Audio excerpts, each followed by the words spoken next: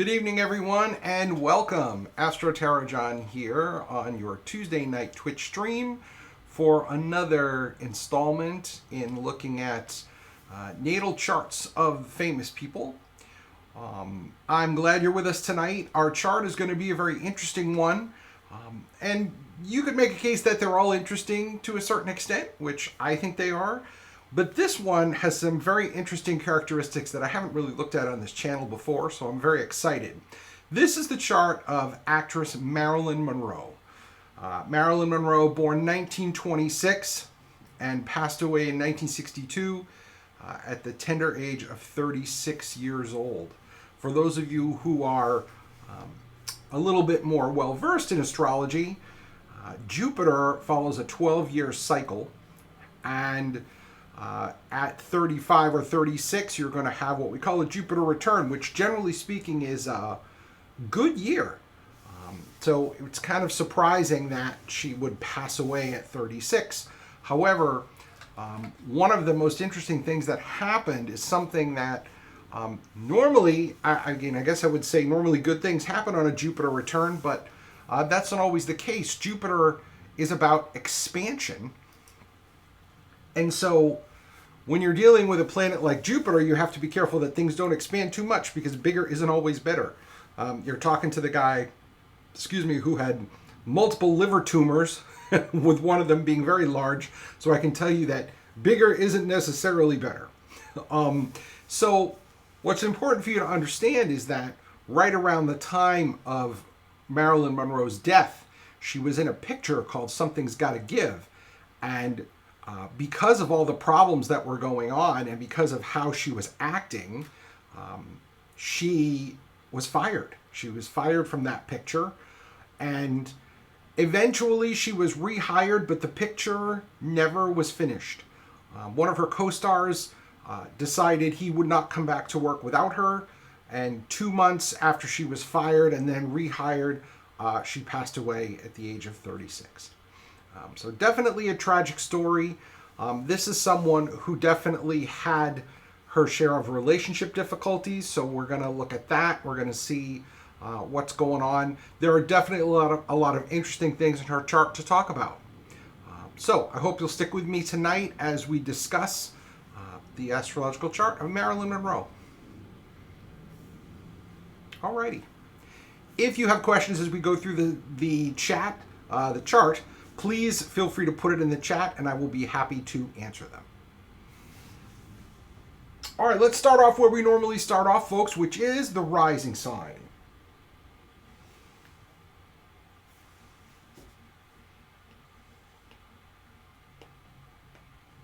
So Marilyn Monroe had a Leo rising.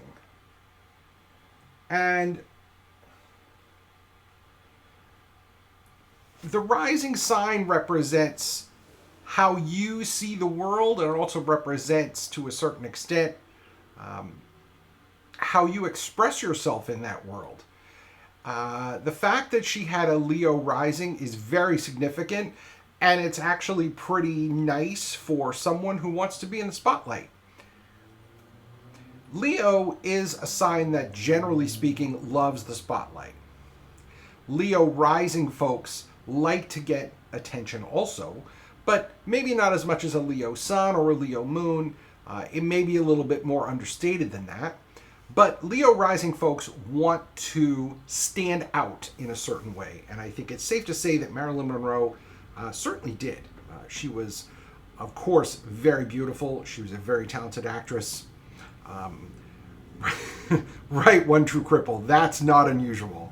You're absolutely correct. Well done. The idea that we start off with a Leo rising placement for anyone who does screen acting, theater acting, even people who are in management. Leo rising folks often do very well in management positions. Leo is one of the two signs that's most naturally suited for leadership after with Capricorn. Both of them are very suited for leadership. So your Leo rising and Capricorn rising people both know how to lead kind of innately. In this particular case, Marilyn Monroe really stood out. So for someone who wants to do a career in acting, Leo rising's a good start. Now, as we move over, so we're going to talk about the sun in a minute because Ms. Monroe did have the sun in Gemini. But before we do that, let's go over to the elemental balance. I want to make sure that we talk about this because last time we noticed, in past charts, we've noticed that Alicia Liu, for example, had 2 singletons. Okay? And in this case, we have a void. So let me highlight it here.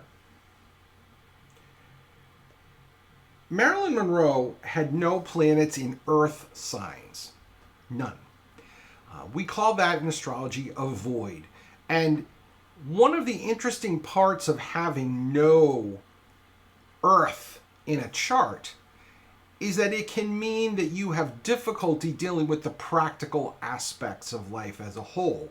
It can be problems with resource management, folks. Time, money, energy.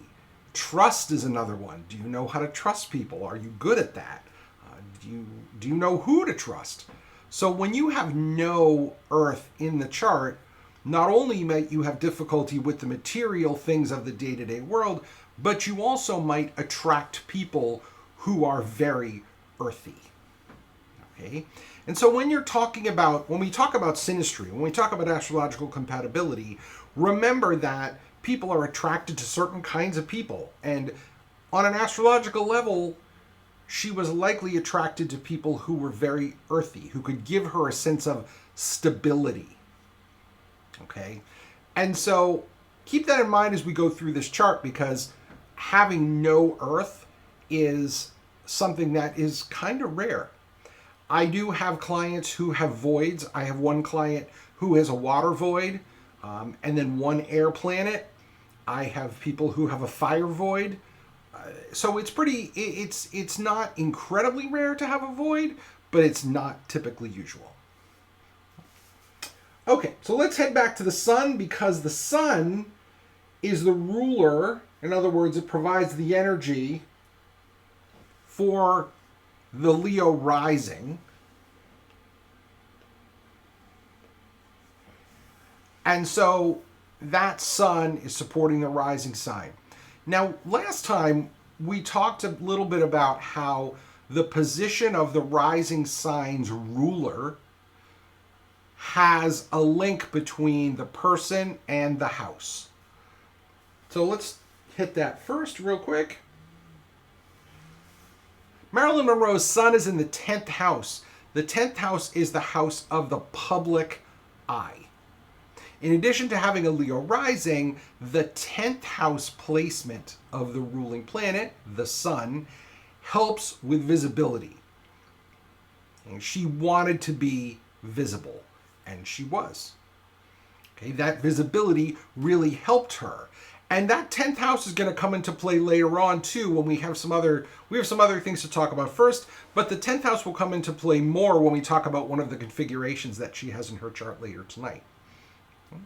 So she had the sun in Gemini. Now, one of the things that you've probably noticed, if you do any kind of searching for astrology stuff online, is that there are really 2 signs that absolutely get hammered online.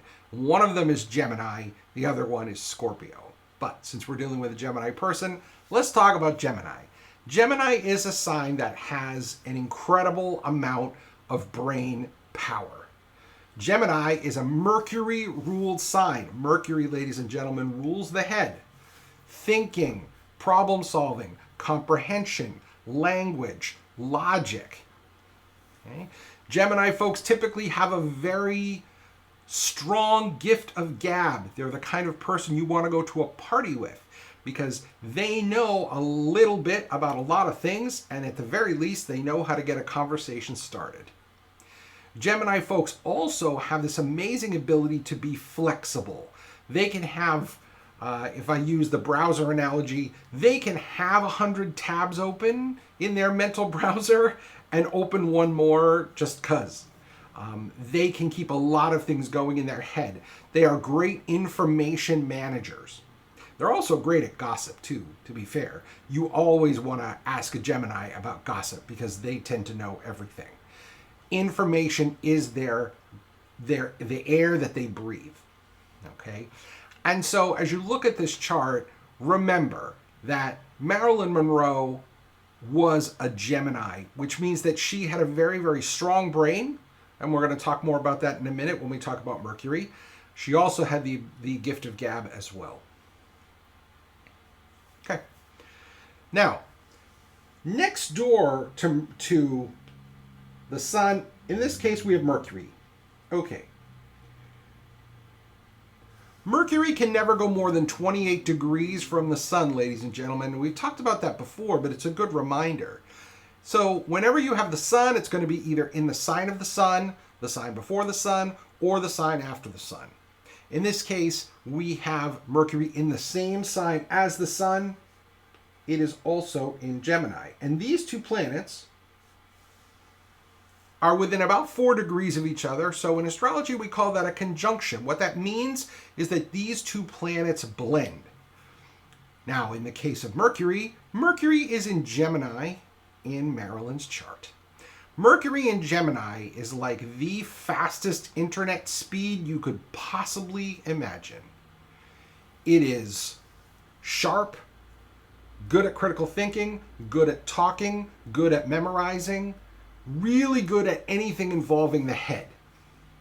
Okay, so that increases Marilyn's ability to talk to people, and think about things and work out problems logically. She was beautiful, but I can honestly tell you she was no slouch academically. She was likely extremely bright.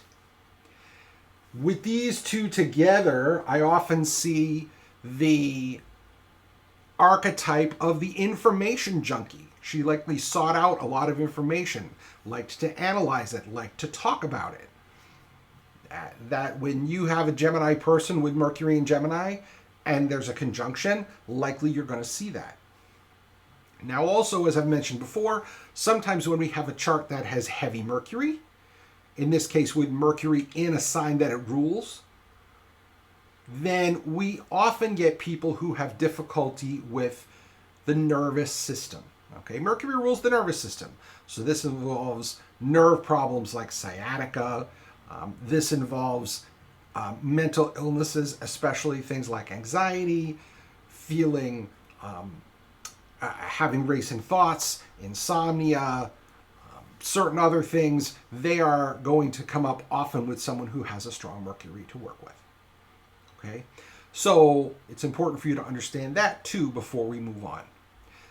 I have no evidence that she had anxiety, for example, but when you have Mercury in a sign that it rules, either in Gemini or in some cases Virgo, you often will see people with anxiety.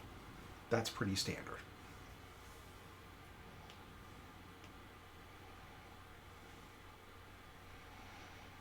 Okay. So let's see what else we've got. One of the areas that we often talk about with Marilyn Monroe is her relationships. And I do want to talk about that. And the two things we're going to look at for relationships, we're going to look at Venus, and we're also going to look at the 7th house and the 7th house cusp.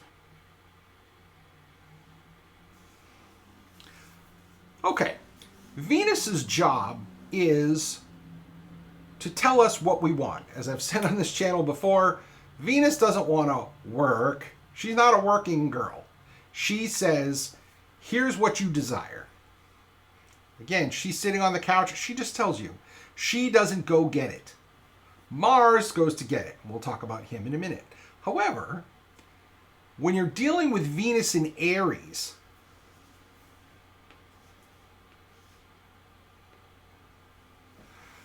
we have Venus in detriment, which we've seen in other charts. Venus in Aries is looking for immediate gratification. Okay? They're looking for immediate activity. They want something to happen. They want action. They find the chase exciting. When a love relationship starts, that's when Venus in Aries tends to be really happy. because they get the opportunity to start everything all over again. It's new, it's stimulating, it's interesting, it's exciting. And when you have Venus in detriment, it can make it so that you value the chase more than the actual relationship. It happens. Okay?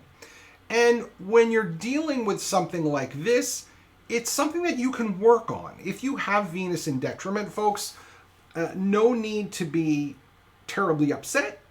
It's in detriment, which means you have a great opportunity to understand what your values are, starting with valuing yourself. That's a big Venus lesson, is going to be valuing yourself. And we know from the history that Marilyn Monroe was married 3 different times. She was divorced and all 3 times. And when she passed away, she was not with anyone. She wasn't married. Now, I happen to know that the first time that she was married, she was only 16 years old. She was 16 years old, and she got married because it was an escape from her situation in the foster care system. Her mother was not a really good caregiver at all. Her mother had lots of emotional problems, so Marilyn spent a lot of time in and out of the foster system during her youth. And so at 16, to get out of the foster system permanently, she married her first husband. And one of the more challenging characteristics, as I said, of Venus in Aries is that they like the chase, but once the chase is over, they might lose interest. This can also manifest in one of the phrases that I've often heard is marry in haste and repent at leisure. Sometimes with Venus in Aries, the decisions about romantic relationships are made quickly. Okay? In the case of her first marriage, she was getting out of the foster system. She was leaving it permanently as a married woman.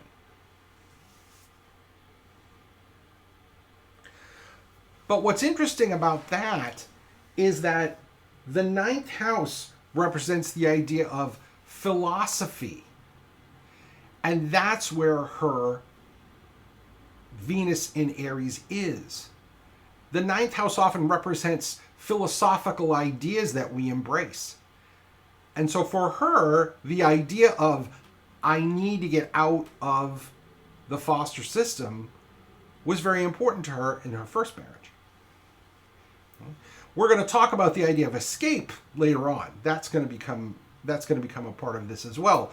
But I hope you can see the connection between that somewhat impulsive Venus in Aries with the 9th house of this idea of philosophically, this is important to me that I need to do this.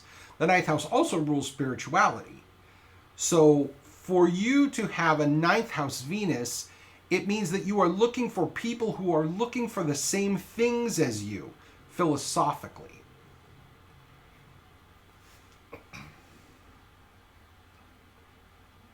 Now let's also talk about the 7th house. The 7th house, as you may be aware, often deals with romantic relationships. And to be fair, not just romantic relationships, folks. It can represent friendships, any one-to-one relationship. Okay. Let's start with the rising sign. We'll start with the sign on the cusp of the descendant, which is Aquarius. Okay. Aquarius is a really neat sign for a lot of reasons. We call it the most human of all the signs. Aquarius on the descendant can indicate a need for different, interesting people. Aquarius can also represent, on this position, can also represent the need for relationships with unusual people.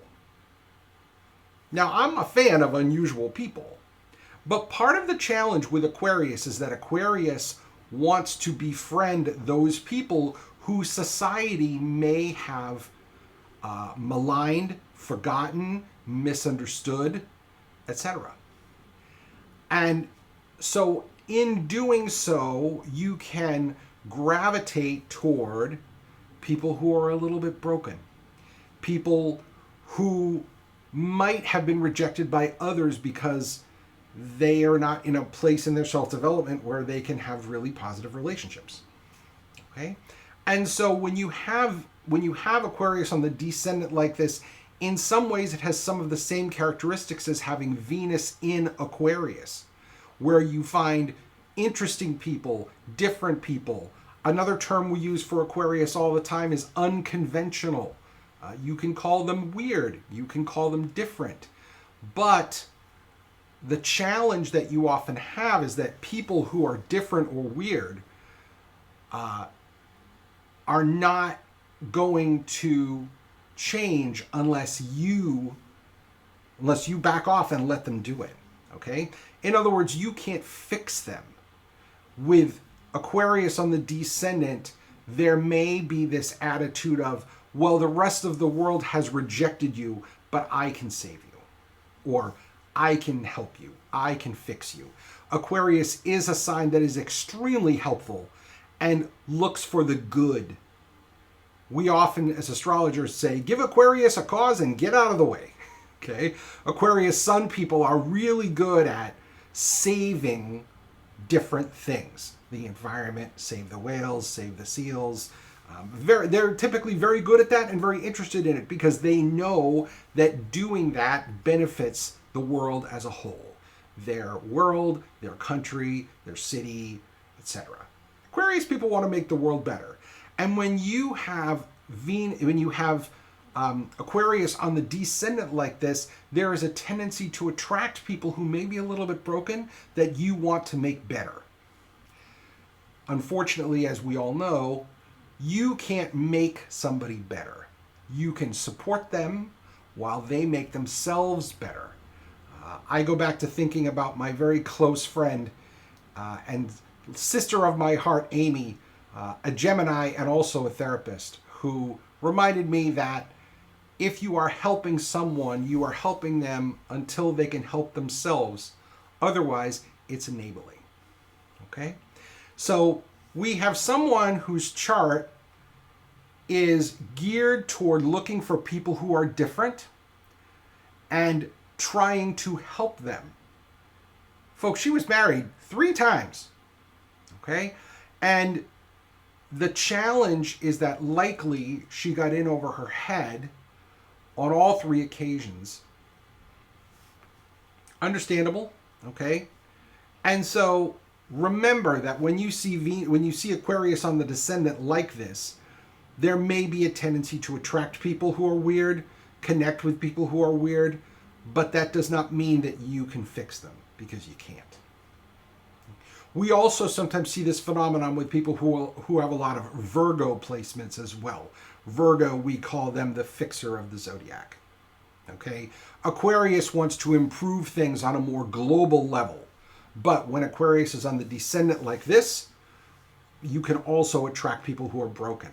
Also, with Aquarius on the descendant, you can also potentially see people who are interested in unconventional relationships. So sometimes people with this placement engage in polyamory, or they engage in what they call ethical non-monogamy, okay, which is people who are together but they date other people. It's also very much a LGBTQ plus placement. A lot of folks are interested in the same gender, or people who are transgendered. That will often happen as well. Okay. Now, of course, we're talking about the mid 20th century, and I don't have any evidence that Marilyn was interested in women, and so I would likely say, based on what I've seen, that she was interested in these men and wanted to rehab them, help them a little bit because they were different. Okay, and some of them she picked, like baseball player Joe DiMaggio. Okay, those were people who were very different from your average normal human. Now notice as we look in the chart, we also are going to see two other interesting pieces of the puzzle. Both of them are Aquarius. So that we've got two seventh house planets. We've got Jupiter and we've got the moon. Okay. Moon in Aquarius. Folks, moon in Aquarius can be very challenging. I call it the Mr. Spock placement because moon in Aquarius people are much better at describing emotions, examining emotions, and talking about the emotions of other people than they are about actually expressing their own emotions. Many moon in Aquarius folks have difficulty feeling their emotions, much less expressing them to other people, but even feeling them. One of my favorite memes is that guy in front of the big blackboard with all kinds of equations on it, and it says on the top, Moon in Aquarius, and at the bottom it says, when people tell me to feel my feelings. Okay? So if you have the moon in Aquarius, likely you're going to emotionally be a lot more, feel a lot more aloof, distant. You might not be comfortable with feelings at all. They might make you uncomfortable. But in this particular case, we have Marilyn Monroe who had her moon in the 7th. The moon represents the need. Okay? And so the need for the moon in Aquarius in the 7th house is to be in relationships that are comfortable, right? Comfortable emotionally, but distant. And that may have been one of the big challenges for her in relationships. She may have had difficulty connecting on an emotional level with partners. And with the moon in Aquarius, again, it can be something we see rather often. And as you've heard me say before, you can certainly work on it. You absolutely can work on that because the moon represents the need and it represents the emotional self. And so can you work on connecting emotionally with people? Yes. Now, I'm going to tell you right now, if your moon position is Aquarius, likely the first few times you do it, it's not going to be comfortable at all. And it may take you a while to push outside that moon comfort zone. Okay? But with Marilyn Monroe, you can really see that she was comfortable in marriages. She was comfortable there. That's what she wanted, or she would have been married 3 times. She needed perhaps the security of being married. But when she was actually connecting with other humans on a one-to-one level, there were definitely some challenges there. Okay? Now let's take a look at Jupiter right next door.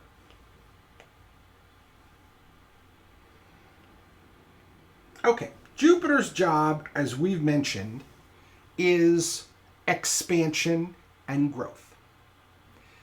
Jupiter wants big. Eat more, drink more, okay? Buy more, go big or go home, you only live once. All of those things are Jupiter sentiments. So when you have Jupiter in the 7th house, it would be pretty common for someone there to have multiple relationships. Okay? Multiple marriages in this case it could be, multiple one-to-one relationships. I could see her having a lot of different relationships with a lot of different people, which she did. Jupiter is just going to make that bigger. And the fact of the matter is that when you're dealing with Jupiter and the moon together, those feelings of security are intensified. Hi, Cozy Curls Astrology. Nice to see you. Please lurk in the background. Very happy to have you aboard. But Jupiter tends to expand anything that it's close to. Now, as we look at this distance of 19 Aquarius to 26 Aquarius is about at the limit of what I would call a conjunction. Astrologers all have a range that they work in, okay? A range of degrees that they consider certain things are connected or not connected. In this particular case, my range, my orb, we call it, for a conjunction is about 7 degrees. So Jupiter and the moon were connected, but there wasn't a huge, strong connection.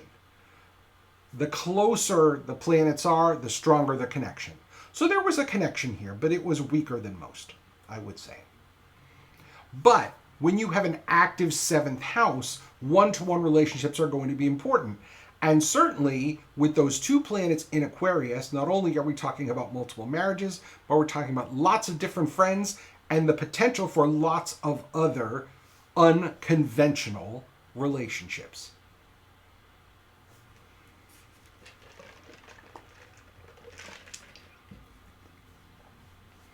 Okay.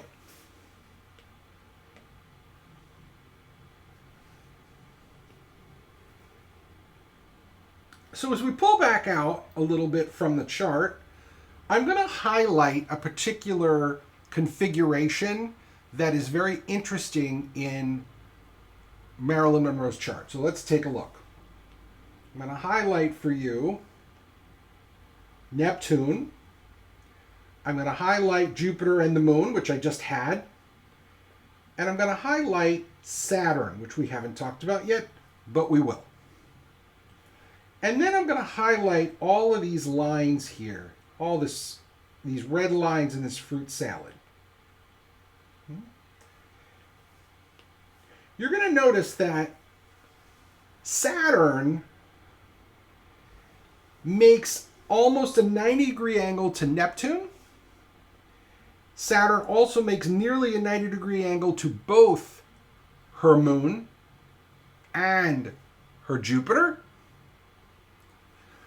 And this configuration we call a T-square.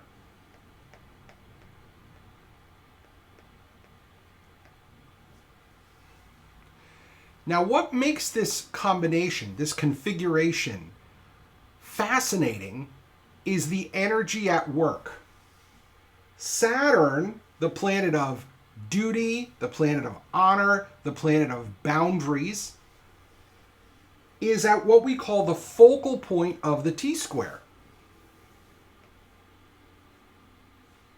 And you've got Neptune at one of the legs. We call that end the leg. And then on the other leg, we've got Jupiter and the moon. These three planets, we've got the moon, Jupiter, and Neptune, push their energy toward Saturn. And so Saturn in this chart is under a tremendous amount of pressure, okay, as the focal point of the T-square. So let's dive into the Saturn a little bit more. So we have Saturn in Scorpio. Okay, as I mentioned a moment ago, Saturn's job is boundaries, growing up, getting older, discipline, okay? But it's really being pushed, it's really being kind of crushed in on 2 sides with the energy of these 2 planets, these other 3 planets actually. And so there's a lot of pressure on Saturn. That pressure may have made Marilyn Monroe feel like life was very heavy for her. Now, what I also find interesting is that the moon is part of this T-square, and the focal point is in the 4th house. The 4th house deals with mom and home. She may have felt a tremendous obligation to not necessarily her mom, but to her home, her family, for that reason. And the challenge is that because all that pressure was sitting on Saturn, and Saturn's a heavy planet anyway, likely this was something that Marilyn Monroe carried with her privately. The 4th house, as you may remember, deals with our private life. So she's carrying this tremendous Saturn burden. We have the emotional energy of Moon in Aquarius, which again struggles in that sign. Then you've got Jupiter, which makes that bigger. You have all of that from the one side, and from the other side, you've got Neptune. Neptune, the planet of fantasy, the planet of addiction, the planet of the arts and music and anything that's creative and intuitive ability, all pushing in on that Saturn in the fourth house. And so this is likely something that she struggled with privately quite a bit, trying to grow up, trying to feel responsible. Considering that she had a pretty terrible relationship with her mom, this configuration does not surprise me, because the moon represents mother. With the moon in Aquarius, we already have the potential of having a relationship with mom. That's weird. Okay? And again, keep in mind that mental illness back in the mid-20th century was not something that was talked about much. And when it was, the way people dealt with it was pretty Byzantine. Okay? People looked at it, that people were nuts, then they were nuts. There wasn't any coming back from that, which definitely represents the moon in Aquarius, someone who doesn't connect with other people the way you think they will.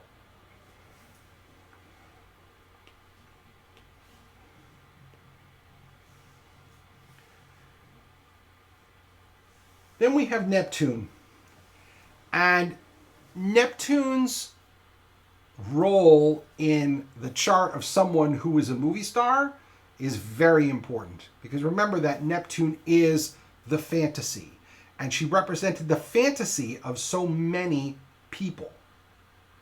Neptune is wonderful when it comes to costumes, when it comes to make-believe, when it comes to making people feel like they're in a different reality. In many ways, Neptune is unreality. But Neptune is also the great deceiver. You know how it is when you go see a movie and your rational brain goes, this movie is completely unrealistic. And yet we sit there and watch it, right? Because it's good to have that Neptune, that ability to say, you know what, this is cool and interesting even though it's not real. And we know it's not real. Neptune with the moon, Neptune connecting with the moon might have made it difficult for Marilyn to even know who she was.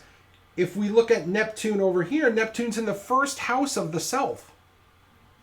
So you've got to wonder, how much of herself was Marilyn really seeing clearly? Good question, huh? That T-square is a very important part of this chart because it puts all of that pressure on Saturn. She wanted to be responsible, but that heaviness carried through. Now, when she passed away, she was 36. 6 years prior, she had had her Saturn return.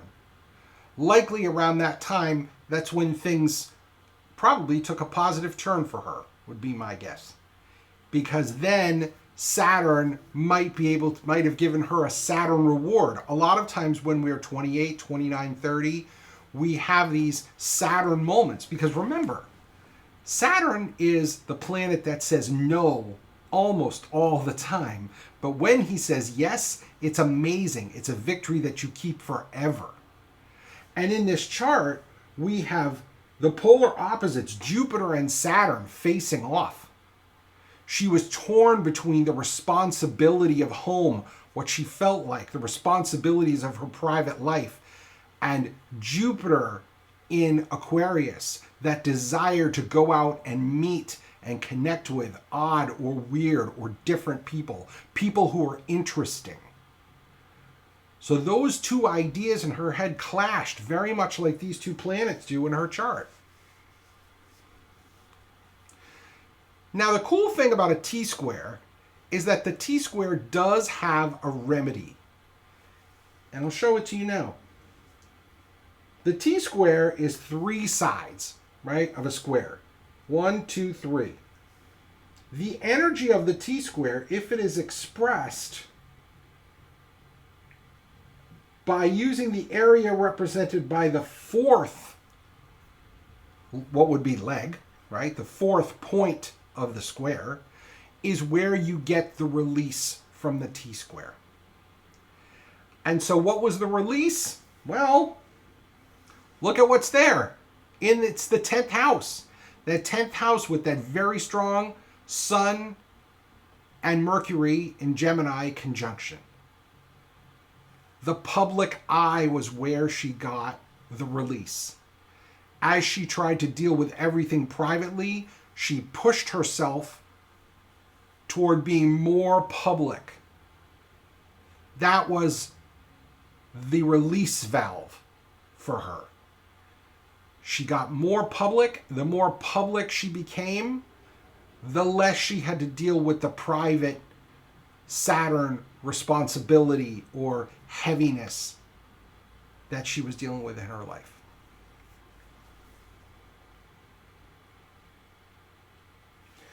But a T-square is not particularly uncommon in a chart. You see it in a lot of charts. Okay, and what it involves is one planet that makes a 90-degree angle to a planet on each side of it, and then the 2 planets on the legs are 180 degrees. They're opposite each other. So when you have a configuration like that, it's called a T-square. And as I said, it's a pretty common configuration, but it means that the special focus of the energy is right here on the focal point of the T-square. And that's a planet that's going to be under a lot of pressure in the chart. Okay?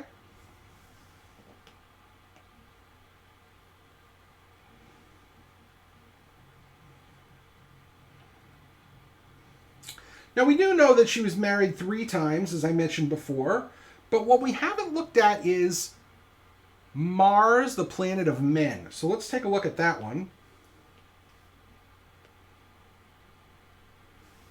All right, we've got Mars in Pisces here.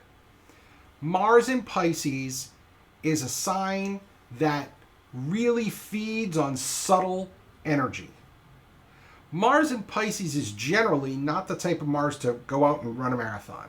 Generally, they don't want to do that. One of the characteristics of Pisces is that it tends to be kind of a lazy sign, kind of an escapist sign. And earlier we talked about the need for Marilyn to escape the foster system by getting married. Well, what was she interested in? She was interested in men who would help her escape Mars in Pisces. And it was sitting in the 8th house. The 8th house is the house of what I call the inevitables. Death, sex, taxes, other people's money, wills and trusts, but also the unconscious. Likely Marilyn gravitated toward men who would help her escape her situation, whatever that situation was in her life. Mars in Pisces can show an attraction to men who will help you escape. And again, it's in the 8th house, so likely she might not even realize that she was doing it. Now, the first time she likely did because she was escaping the foster system, but maybe after that, she didn't really understand it fully. Now, the 8th house also deals with anything involving physical intimacy. And so when you deal with the 8th house, considering how she was emotionally, the idea of connecting emotionally with someone and the idea of connecting physically with them are 2 very different things, of course. And so my guess would be that when it came to physical intimacy, that was a challenge for her too. Because she had to feel comfortable emotionally with the person. And, we talked about the moon, and connecting emotionally was probably very difficult for her. So in relationships, I suspect both the emotional intimacy and the physical intimacy were challenges for her, which might explain why she was married 3 times and got divorced all 3 times. Now, what's interesting is we also have the planet Uranus sitting in the 8th house. And many times when we see Uranus in the 8th, we can talk about, once again, unconventional physical relationships.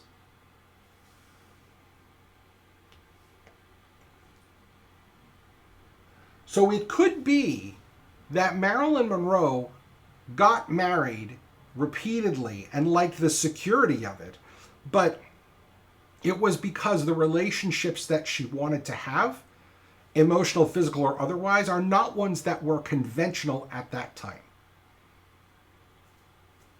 And what I also find interesting about this chart is that we talked about Neptune, right? And the escapism of Neptune. Well, the ruling planet of Marilyn Monroe's 8th house is, you guessed it, ladies and gentlemen, Neptune. So Neptune plays a role in this chart also by supporting the 8th house of fantasy versus reality. I truly believe that in her marriages, she went into them thinking they were going to be one thing, or believing they were going to be a certain thing, and then it turned out that they were not at all what she wanted or expected. And mainly it was because both on a physical and emotional level, she had difficulty connecting with people. That's just how it is. It's one thing to be in the public eye, to have the gift of gab, to be pretty, to be good at acting, which she was, for sure. And remember that Neptune also plays a prominent role in the charts of many actors and actresses. Okay? But in reality, those relationships were likely not what she wanted at all. And because she had Neptune in the 1st, she might have been looking for something to satisfy an internal need that wasn't being satisfied at all. But she convinced herself that it was for whatever reason. Not an easy place to be. And for those of you who have read about Marilyn Monroe's life, it was not an easy way. It was not an easy life to live. Okay? Just throwing out some possibilities there, folks.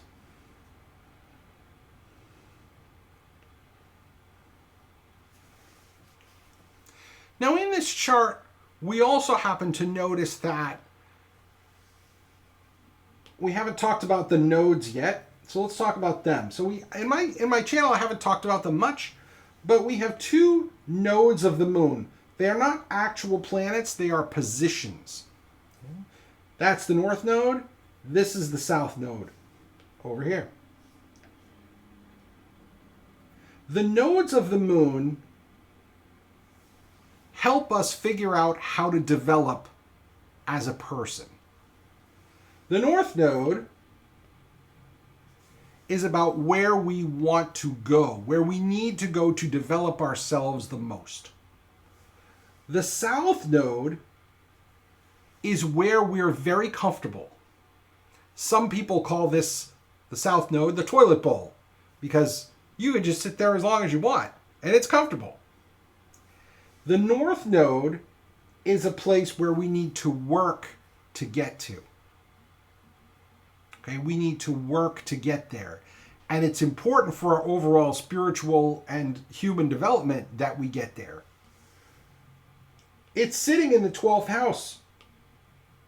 The 12th house of the unconscious, the subconscious, excuse me. The house of things that are hidden. Okay? Her spiritual growth was very important. I don't necessarily think it was to her, likely she didn't realize it. But her being able to sit in stillness with herself and deal with everything that she had to deal with in her life was a big part of her overall growth and development. Personally, I don't think she got there. As astrologers, we often encourage people to do your North Node. In my astrology college, we always used to talk about that. How are you doing your North Node? Okay? And acting could have helped with that because the 12th house is a placement for actors and musicians and people who are very, very sensitive. Maybe through acting, she was trying to develop some of that sensitivity. Likely she had a lot of it already because Neptune is quite a sensitive planet as it is. But applying it in that way, applying it towards spiritual growth, would have absolutely been different from something that she's normally done. Okay. Now, what I also find interesting is another planet we haven't really talked about, which is Pluto. We haven't talked about Pluto at all, folks. We have Pluto in Cancer here. Okay, this is the pre-baby boomer generation. Pluto is about where our power is. And one of the things that Marilyn started doing later in life, especially when she established her production company, was start embracing her own power. One of her powers was connecting with other people, networking with them. And the 11th house does represent networking, talking to people, clubs, associations, and our hopes and dreams. When she was actually fired even though her own production company was involved in the movie that she was making, which is called Something's Gotta Give. I think I mentioned it earlier. Okay? But she was embracing her power and had her own production studio then, which is pretty amazing for a woman in that part of the 20th century. That was practically unheard of, folks. And so at that point, later in her life, she started embracing Pluto. But not until then, likely.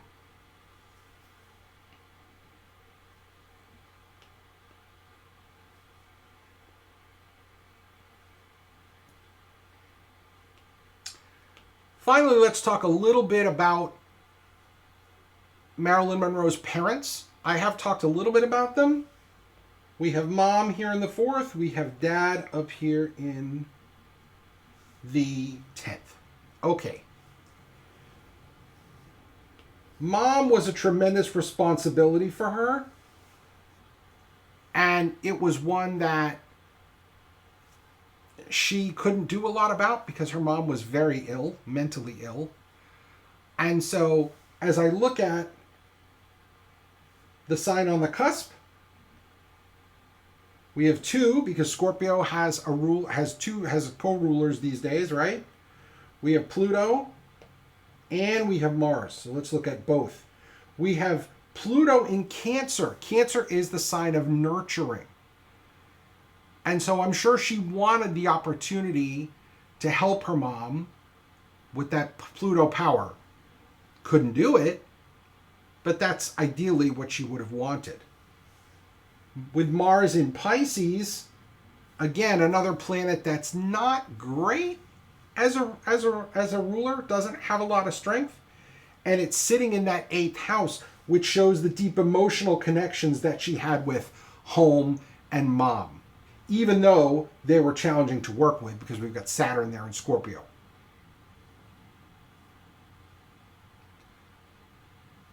Her father was not someone that she ever met. But as I look at Dad's house, we've got Taurus, and we have the ruling planet of Venus in detriment. A planet in detriment is not going to provide a lot of support for a house, folks.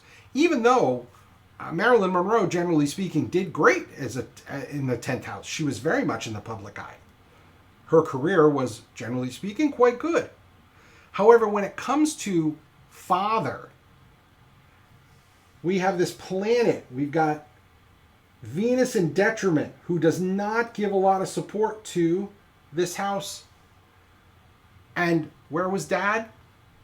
Gone. She never actually met him in person. When she was older, she reached out to him, Mercury, tried to communicate with him. He didn't want to have anything to do with her. So she never actually met him, and she tried to communicate with him once, and that didn't work. And what made this important to her was that also we have the sun in the 10th house, and the sun can also represent father, just like the moon can represent mother. Okay?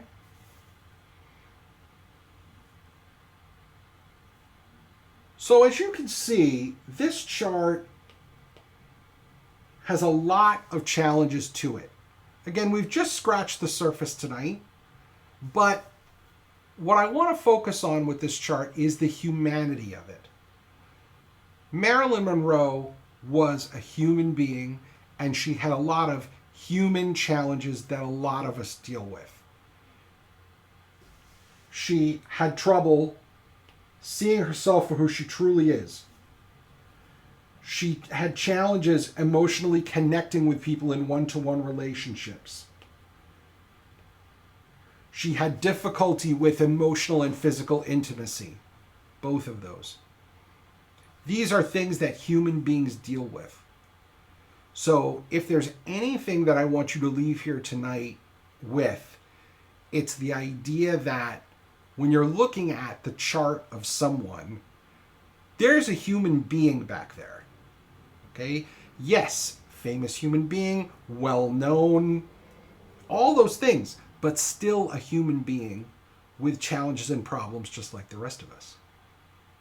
So I encourage you, as you are looking at a chart and seeing certain things, they're just a reminder that there's a human back there that you have to think about. And we want to be, especially in the astrology field, we want to be sensitive to that. We want to try to help people deal with their day-to-day problems using astrology to help. So if Marilyn Monroe had come to me, I definitely would have been able to try to help her. I don't know how much help I would have been, but I definitely would have given my best shot. Likely my first thing would be to encourage her to seek counseling and therapy and medical treatment if needed for any of the conditions that she was dealing with. With that strong Saturn, and Saturn as the focal point of that T-square, likely depression was a part of it. But again, I am not a doctor and I don't diagnose people. But again, reminder, this is the chart of a person. There are human beings back there. So as you're looking at charts, just keep that in mind, whether it's your own chart, whether it's someone who's close to you. We all like to look at the charts of the people close to us. Just as a reminder that as you're making these estimates, these guesses, just remember that there's a human being back there. And a lot of it, as a reminder, has to do with how the person is choosing to live their chart. Okay? We have just a moment or two left. I am happy to take any questions if anyone on the stream has them.